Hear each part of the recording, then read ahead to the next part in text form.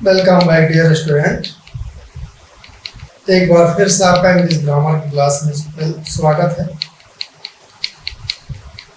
आज हमारा टॉपिक है फ्यूचर इंडेफिनिट टेंस। टेंस की कड़ी में अब तक हमने प्रेजेंट के चारों फॉर्म और पास्ट के चारों फॉर्म पढ़ लिए हैं। अब हम फ्यूचर इंडेफिनिट टेंस पढ़ने जा रहे हैं। पहचान लिखी गई है वाक्य के अंत में गागे गे या इंग्लिश सेंटेंस हो, उसमें बिल या सेल नामक हेल्पिंग वर्ब का प्रयोग हो, लेकिन इनके साथ और कुछ नहीं हो, केवल बिल या सेल हो। बिल भी सेल भी, बिल है सेल है, ऐसा ना हो, केवल बिल या सेल। ये ध्यान रखने की जरूरत है, तभी पता चल पाएगा फ्यूचर इंडेफिनिट टेंस है यार और कोई टेंस। अगर इनके साथ कोई और हेल्पिंग वर्ब है तो कोई दूसरा टेंस होगा, उसको भी आगे चल के हम बताएंगे। फ्यूचर आप जानते हैं, फ्यूचर में भविष्य माने जो होगा, तो जो होगा इसमें गा तो आ गया ना। जो होगा हुआ नहीं या हुआ नहीं था, हुआ था तो पास्ट है, हुआ है तो प्रेजेंट है, जो होगा वो भविष्य है। ठीक है ना।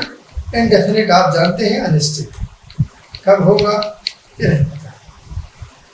टेंस आप जानते ही। अब हम अपने टॉपिक पे फिर से आते हैं, वो देखते हैं क्या इसके रूल्स हैं, क्या इनके और भी टाइप्स हैं। तो आज का हमारा टॉपिक है फ्यूचर इंडेफिनिट टेंस। पहचान आप देख ही रहे हैं। सेंटेंस के 6 प्रकार आपको हमने बताए हैं। मूल रूप से तो 3 प्रकार ही होते हैं, लेकिन फिर भी आपकी हर आशंका, हर संशय को दूर करने के लिए हमने इसको 6 प्रकार में डिवाइड किया है, जिससे इसको पढ़ने के बाद कहीं कोई संशय न रह जाए। तो इसमें पहला प्रकार है अफर्मेटिव मीन्स स्वीकारात्मक। किसी बात को स्वीकार किया गया है, न किसी बात को मना किया गया है, न किसी बात के लिए कोई प्रश्न पूछा गया है। ये किसी फैक्ट या घटना को बताता है, इस तरीके से कह लीजिए। फार्मूला आप देख ही रहे हैं, सब्जेक्ट प्लस बिल या shall plus V1 plus O। Will, I और वी, यहां हमने लिख रखा है आई और वी के अतिरिक्त सभी के साथ, सभी माने सभी सब्जेक्ट के साथ। सेल का प्रयोग केवल आई और वी के साथ होता है। कहीं कहीं आपको आई के साथ भी बिल का प्रयोग मिलेगा, लेकिन वो वैसी कंडीशन होगी जब उसमें कोई संकल्प होगा।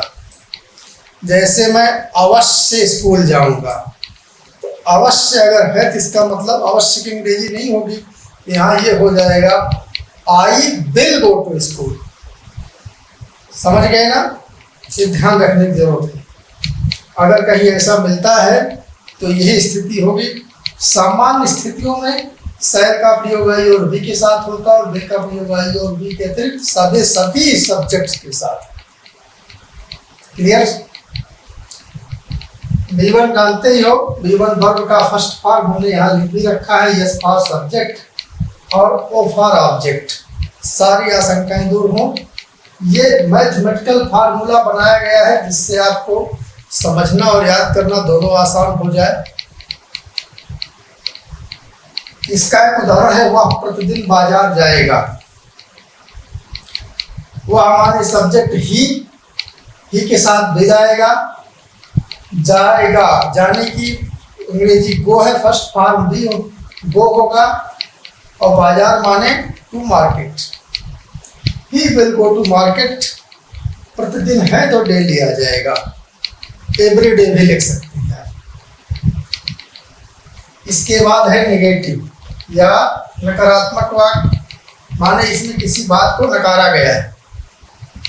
नकारात्मक माने वो नकारात्मक नहीं, नकारा कुछ काम नहीं करता, हालांकि वो भी नहीं करता है, वो भी नकारात्मक ही है। जो कुछ नहीं करता वो भी निगेटिव ही है। समझ गए ना? अब यहाँ इसका रूल्स है सब्जेक्ट प्लस सेल या bill plus not plus B1 plus हो। आप जान रहे हैं, एक उदाहरण भी मैंने लिख रखा, मैं प्रतिदिन बाजार नहीं जाऊंगा।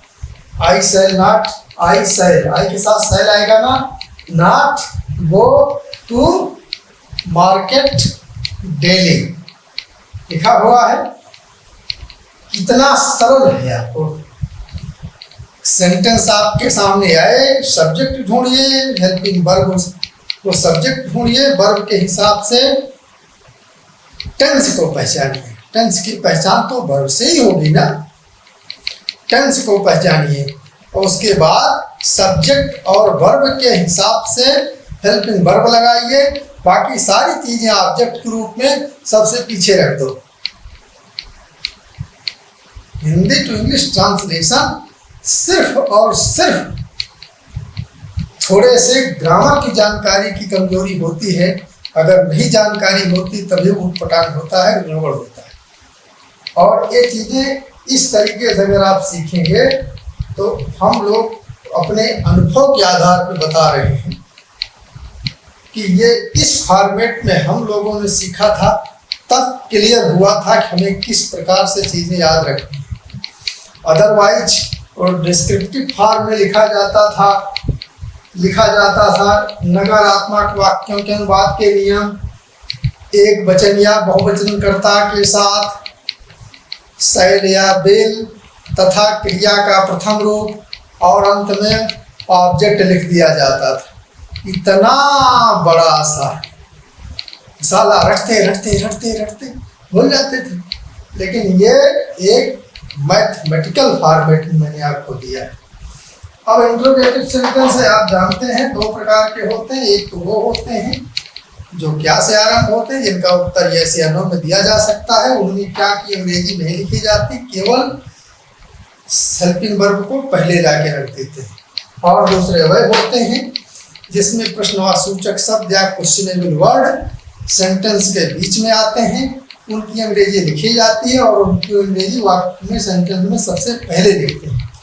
इसका एग्जाम्पल आप देख रहे हैं। क्या तुम दिन स्कूल जाओगे? Will you go to school daily? Simple है कि नहीं? और यही है खिलाड़ी मैदान में कब खेलेंगे, यहाँ कब क्या आ गया, ये प्रश्नसूचक शब्द है और सेंटेंस के बीच में आया है, तो इसकी अंग्रेजी सबसे पहले आ जाएगी क्वेश्चन वर्ड प्लस विल या शैल plus subject plus verb plus object.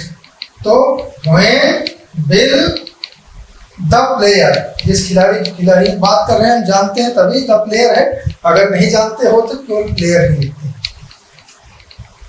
Play in the field, मैदान में, जिस मैदान की बात हो रही तभी तो उसकी हम चर्चा कर रहे हैं। अगला है ऐसे सेंटेंस भी होते हैं जिसमें इंट्रोगेटिव और नेगेटिव दोनों कॉन्सेप्ट होते हैं, दोनों थ्रेड पाए जाते हैं। उनके लिए केवल यही सारी चीजें हैं, केवल वर्ब के पहले नॉट लगा देना है, वर्ब के पहले नॉट लगा देना है। बाकी आप जैसे यहाँ देख रहे हैं वैसे यहाँ है, जैसे यहाँ देख रहे हैं वैसे यहाँ है, कुछ भी नहीं बदला, सारे फार्मूले वही हैं, बीच में नॉट आ गया है। ठीक, याद करना आसान होगा, समझ लो कहाँ कहाँ नॉट लगना है, कहाँ हेल्पिंग वर्ब पहले आना है, कहाँ क्वेश्चन वर्ड लिखा जाएगा। बस दो चार बातें याद रखो, टेंस कंप्लीट। उदाहरण आप देख ही रहे हैं, हम स्कूल क्यों नहीं जाएंगे? क्यों मीन्स वाई, बी के साथ सेल लगेगा, why we shall not go to school, why shall we not go to school, sorry why shall we not go to school. Clear हुआ ना? वास्तव में बच्चों टेंस बहुत बड़ा नहीं है, चीज़ों को हमने सही तरीके से पढ़ा नहीं, और सही तरीके से पढ़ा होता तो टेंस बहुत सरल होता। और मैंने प्रयास किया है कि इसके बाद टेंस सरल हो ही जाए और हमारे चैनल का जो नाम इजी स्टडी 21 है वो सार्थक हो जाए। जब हम इसको सरल रूप में आपके सामने प्रस्तुत कर सकें तभी मैं अपने चैनल के नाम को सार्थक कर सकूंगा। बहुत जल्दी इसके आगे का टेंस लेकर के हम आपसे फिर मिलते हैं। हमारे साथ बने रहिएगा, कहीं जाइएगा नहीं। See you. Take care. Bye bye.